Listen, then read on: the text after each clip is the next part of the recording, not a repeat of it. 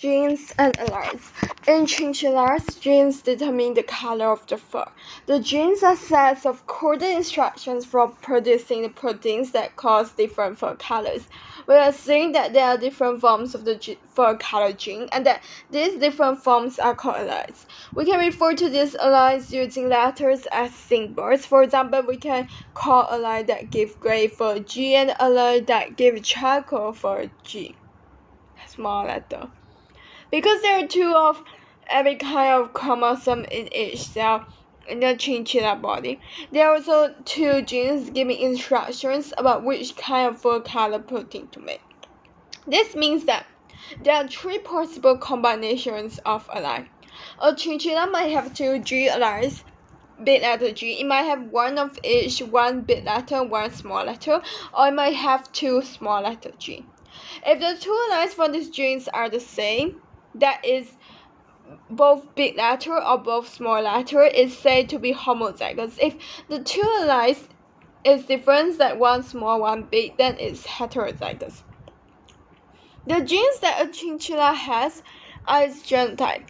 Its genotype for fur color can be like big letter or small letter. If its genotype is big letter G, then both big letter, then it has light gray fur. If its genotype is small letter G, then it has charcoal fur.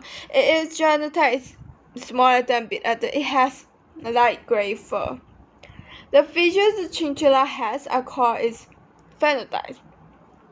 The phenotypes of an organism can include what it looks like, for example, the color of its fur, as well as things which we cannot actually see, such as what kind of protein it has in its cell membrane. You can see that the phenotype of organism include what it looks like, as well as things we cannot actually see. You can see that in this example, the chinchilla's phenotype for fur color depends entirely on its genotype. This is not always true.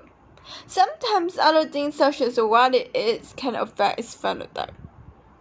However, for the moment, we will only consider the effect that genotype has on phenotype and not worry about the effects that the environment might have. Dominant and recessive alleles. We're seeing there are three different possible genotypes for this chinchilla fur color, but only two phenotypes. So, this happens because the allele big letter G is dominant to the small letter. A dominant allele has just as much effect on the phenotype when there is only one of it as when there are two of it. A chinchilla that is homozygous for dominant allele has the same phenotype as a chinchilla that is heterozygous. A heterozygous chinchilla is said to be a carrier of the charcoal color because it has the allele for it but does not have charcoal fur. The allele small letter G is recessive, where the recessive allele only affects the phenotype when there is no dominant allele present. Only chinchillas with small letter both homozygous recessive have charcoal fur. Codominant. Sometimes neither of a pair of alleles is completely dominant or completely recessive. Instead of one of them completely hiding the effect of the other in the heterozygote, they both have an effect on the phenotypes. This is called codominance. Imagine a kind of flower that has two alleles for flower color. The allele CW produce white flower while the allele CR produce red one. If this allele show codominance, then the genotypes and phenotypes are CW is white flowers, and then CR is pink flower, and CR is red flower. Notice how we write the symbols for codominance. We cannot use a capital letter and a small letter because this would suggest that one allele is dominant and the other one is recessive. Instead, we use the same capital letter for both, and then use a superscript, a small letter written above and to the right to indicate which allele we mean. It's really important to remember to do this when you are working with codominant alleles. The inheritance of the ABO blood group antigens in humans is a good example of codominance. The gene that determines your blood group is represented with the capital I.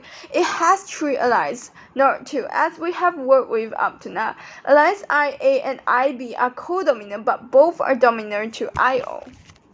IAIA, subgroup group is A, IAIB, group is AB, IAIO, group is A, and then IBIB, group is B, IBIO, group B, IOIO, group O.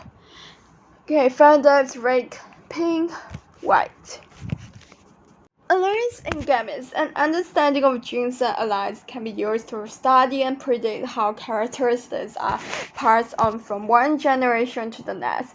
This area of study is called genetics. Genetics study inheritance, the transmission of genetic information from generations to generation. The genetic information is transferred in gametes. Each gamete has only one of each kind of chromosome instead of two as in the body cells. So for example, human egg and sperm cells have 23 chromosomes, not 46 as in other cells. These cells therefore only carry one of each pair of alleles for all the genes. Imagine a male chinchilla that has a genotype big letter G, small letter g. It's a carrier for Chagofer.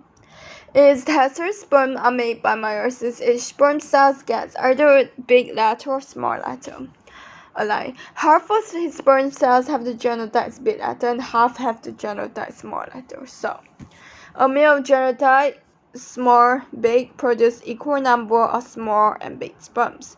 Either of these sperms could fuse with an egg. The zygote produces if a big letter sperm fertilizes the egg has the genotype big letter and small letter. Then a male of genotype small big letter and small letter produces equal number. So a female of genotype small letter produces 8 of genotype G, a small letter.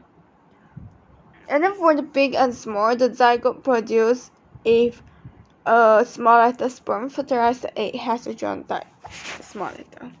If this heterozygous chinchillas cross with a female with Chagofer, will the offspring have Chagofer? The eggs that are made in a female's ovaries are also made by meiosis. She can only make one kind of egg.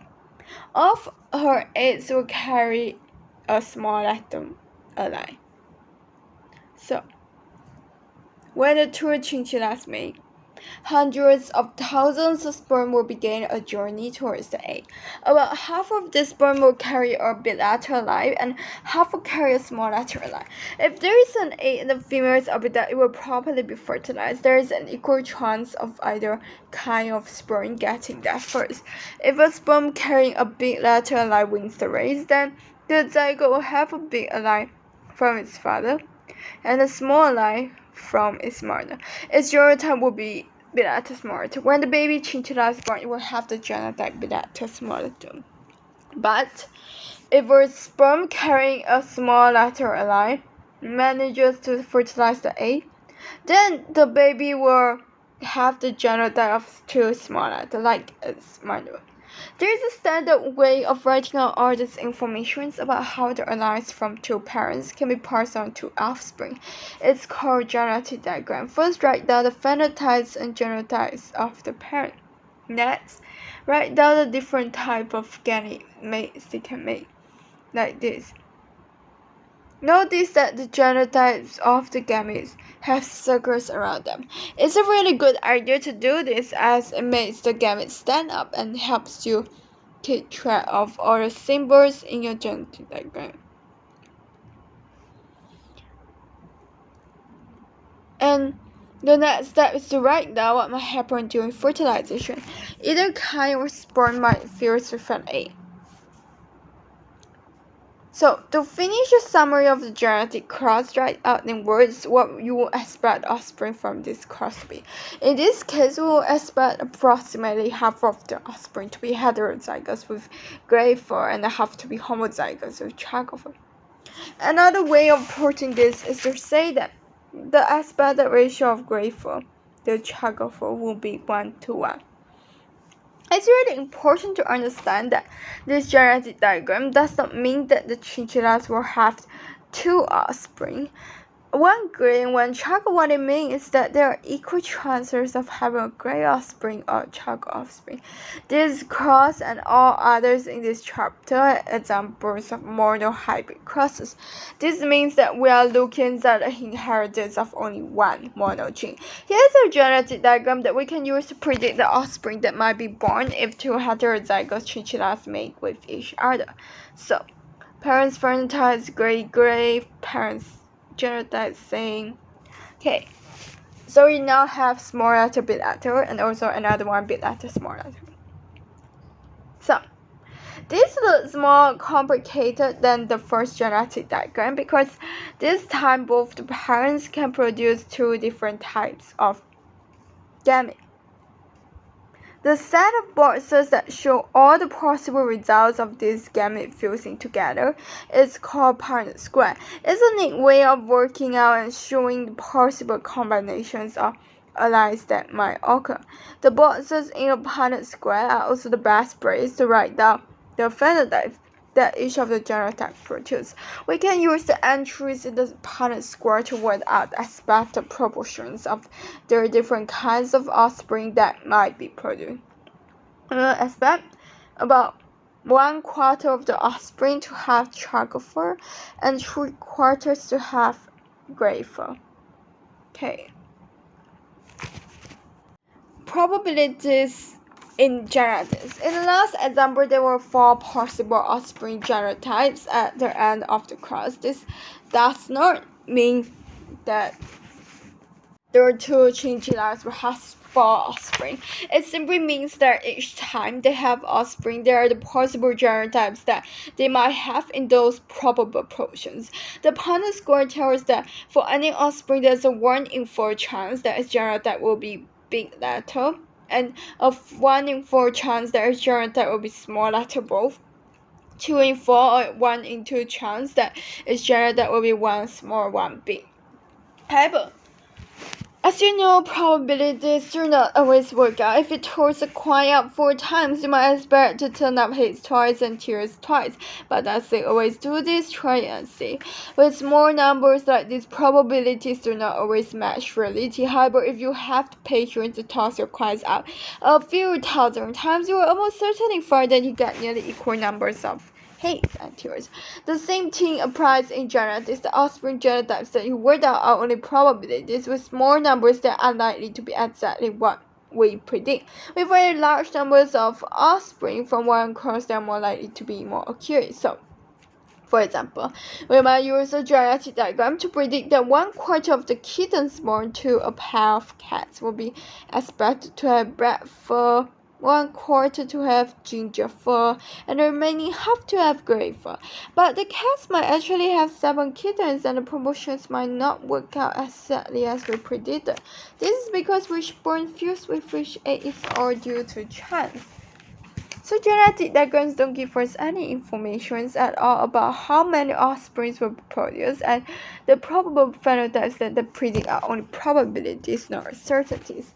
Pedigree diagrams. A pedigree diagram is a way of showing the phenotypes and sometimes the genotypes of the family members in several generations. All the individuals in one generation are shown in the same row.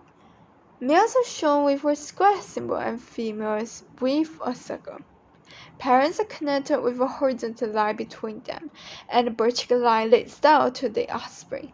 General Pete's head can have smooth hair, curlier hair that forms rosettes, and is a pedigree diagram showing the phenotype for hair in 3 generations of guinea pigs.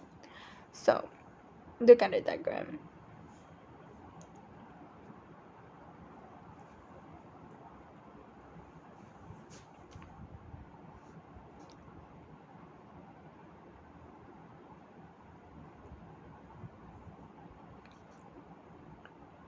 What can we work out from this pedigree diagram? First row, there is a male Rosetta guinea pig that has mated with a female smooth guinea pig. They have had 5 offsprings, all Rosetta hair. So, this suggests that the aligned forwards at the head is dominant. We can therefore try using R big letter to represent the hairline and small letter for the smooth hairline. If we are correct, then all of the smooth hair guinea pig must have the genotype small letter. So we now know the genotypes of guinea pig 2, 8, 10, 11, 12 must all be small letter. But what about the others? Look at guinea pig 1. He has roots at the head, so he could be big letter R or one small one big. If he is one small one big, then he would be able to make some sperm with the big letter line and some with the small line. If so, then we will expect at least some of his offspring to get a small letter line from him, as well as from the female, which will make them smooth. But none of them are smooth, so it seems likely that his big letter not one small and one big, but we cannot be sure. Perhaps it's just the chance that no small letter sperm met up with a small letter A. Now look at guinea pig 7. She has roots at the head, so again she could be a big letter or big letter small letter. She has mated with a smooth male, and they have had 5 offspring. 3 of these have roots at the head, so they must be small letter. And this means that they receive a small letter alive from the mother as well as from the father. So guinea pig must have the genotype big letter and small letter.